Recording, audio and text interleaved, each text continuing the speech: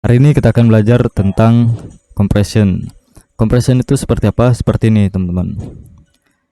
Ini biasanya terjadi di time frame di bawah M15 ya. Seperti ini.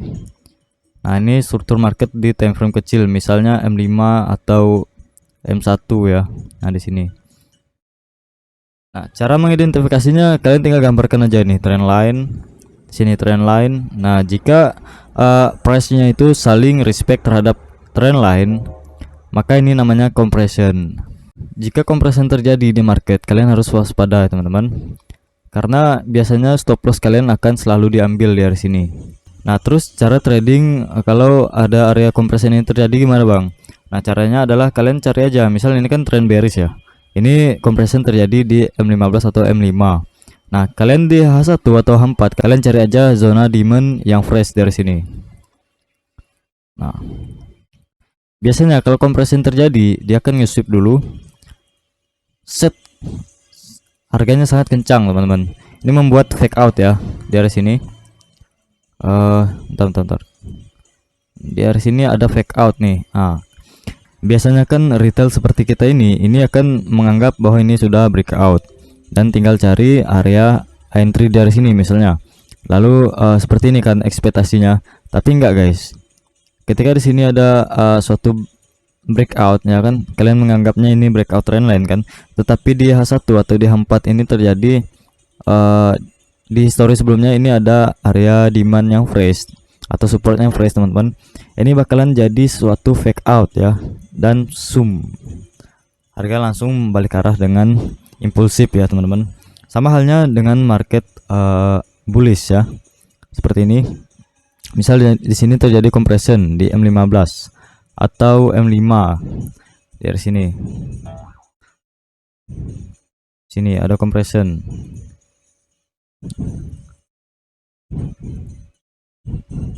Nah, kalian bisa cari area demand atau area supply yang fresh di sini. Ini kalau dia ngebreak ini berarti kemungkinan besar dia akan melanjutkan kenaikan kembali. Kalau di sini ada area demand. Nah, kalau misalnya dia ngebreak ke atas, misalnya kalau misalnya price ngebreak ke atas nih, seperti ini ya. Nah, kalian tinggal cari aja area supply yang fresh di hari sini ya. Nah, ini biasanya terjadi fake out. Ini biasanya berpotensi untuk fake out ya. Dari sini, di sini ada supply yang fresh, maka kita bisa open posisi sell dari sini. Seperti itu teman-teman. Untuk targetnya kalian bisa taruh dari titik awal terjadinya compression ini teman-teman. Nah, ini tuh banyak sekali terjadi di XAUSD dan market lainnya teman-teman ya. Pola ini tuh cukup template ya. Nah, misalkan di sini ada compression. Ini compression teman-teman. Nah, trader retail seperti kita ini kan pasti nganggapnya ini udah breakout ya. Ini breakout.